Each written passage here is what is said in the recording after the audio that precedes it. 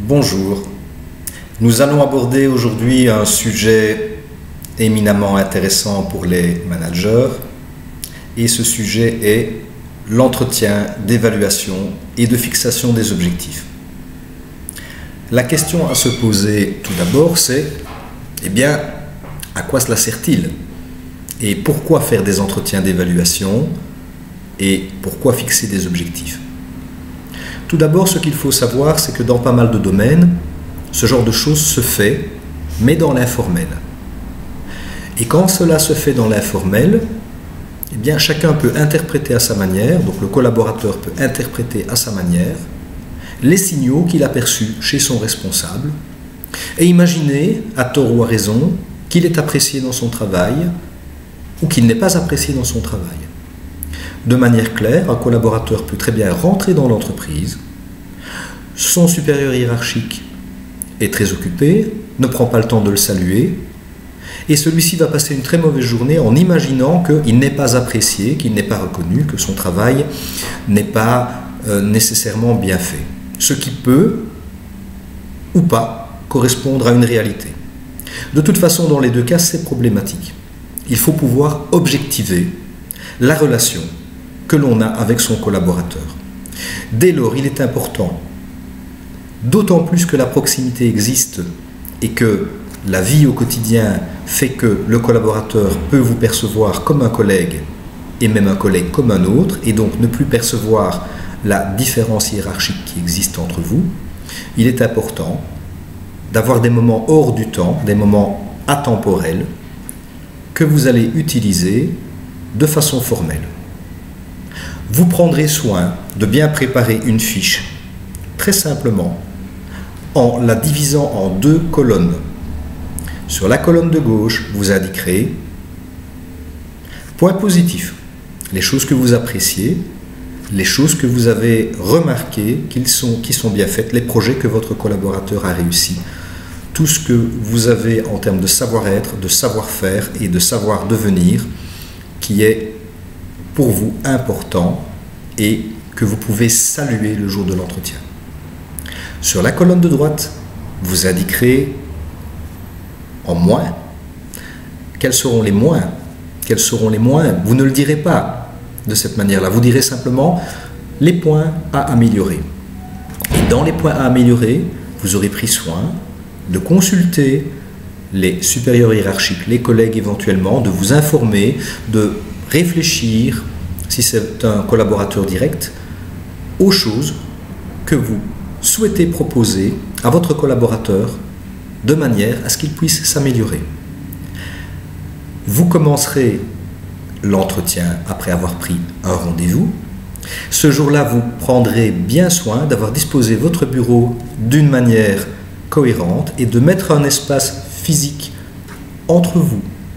C'est un moment formel, il doit se différencier des moments informels où vous êtes en train de boire un café avec l'équipe, où vous êtes en train de travailler avec l'équipe, assis à côté de vos collaborateurs. L'entretien va commencer et vous allez commencer par quelle partie? Bien entendu, vous allez commencer par la partie positive et vous allez commencer à dire à votre collaborateur toutes les choses positives que vous avez remarqué qu'il fait. Vous allez mentionner les projets qu'il suit et vous allez lui montrer l'importance qu'il a pour vous et le fait que vous suivez pas à pas son cheminement, sa carrière et que vous êtes attentif à la qualité de son travail que vous reconnaissez puisque vous êtes dans la colonne positive. En ce qui concerne la colonne négative, vous n'allez pas l'aborder comme cela. Vous allez d'abord poser clairement la question à votre collaborateur et vous allez lui dire voilà, maintenant Paul, Pierre, Marie, Mohamed, Fatima, peux-tu me dire les points dont tu penses que tu devrais améliorer? À ce moment-là, laissez parler le collaborateur, prenez des notes. Il y aura vraisemblablement les choses que vous avez vous-même notées qui reviendront. Et il y aura peut-être même des points que vous n'aviez absolument pas perçus qui reviendront. Vous prétendrez évidemment que vous étiez au courant et que vous aviez bien vu que ça et ça posait problème, même si cela avait échappé à votre vigilance. Ça n'aurait pas dû, mais c'était le cas. En ce qui concerne l'exposé des choses qui sont améliorées, lorsque vous aurez une liste complète de ces choses, qu'allez-vous faire?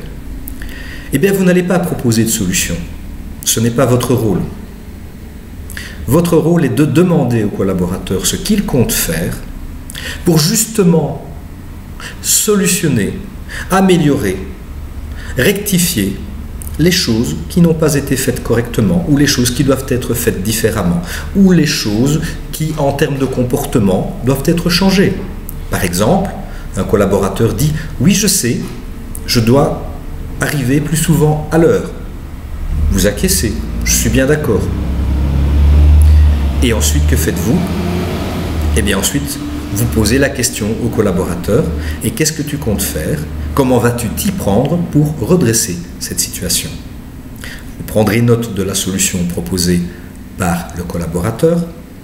Vous lui demanderez un délai dans lequel nous pouvons valider, vérifier que cela a été fait. Et ce sera la fixation d'un premier objectif. Vous allez donc passer à la phase 2 de votre entretien d'évaluation en commençant à fixer des objectifs à vos collaborateurs, et vous allez bien entendu fixer les objectifs prioritairement en rapport avec les choses que vous souhaitez que le collaborateur améliore. Ensuite, vous aurez bien entendu au niveau des objectifs collectifs et au niveau des objectifs individuels prévus votre listing de demandes que vous allez exposer aux collaborateurs. En tenant bien compte de ne pas être autocratique et d'être dans un côté plutôt participatif avec lui, non pas par rapport à l'objectif qui n'est pas négociable, mais peut-être par rapport à la quantification de cet objectif, car vous ne connaissez pas nécessairement le terrain et vous pourriez très bien viser trop haut ou trop bas. Donc sur la quantification, vous lui demanderez peut-être même son avis avant de donner vos chiffres. Ce qui est important évidemment, c'est que vous allez négocier les délais et les moyens avec le collaborateur et obtenir son accord sur l'un et sur l'autre. De sorte que pour chaque objectif, vous terminez avec « Nous sommes bien d'accord, sur ce point-là, dans ton agenda et dans le mien, nous nous revoyons dans 3 mois et nous évaluons ensemble pour voir où tu en es et si l'objectif est atteint. » Bien entendu, vous avez des spécialistes de la procrastination. Pour ceux pour qui le mot est nouveau, c'est l'art de reporter à demain ce qui peut être fait aujourd'hui. Nous ne stigmatisons personne, car tous à des degrés divers, nous avons des tendances à la stigmatisation. Parce que nous avons tous envie de faire les choses que nous aimons, et nous avons tous envie de laisser à demain ou à tout à l'heure les choses que nous aimons moins. C'est parfaitement humain. Simplement, il faut pouvoir le gérer et se connaître.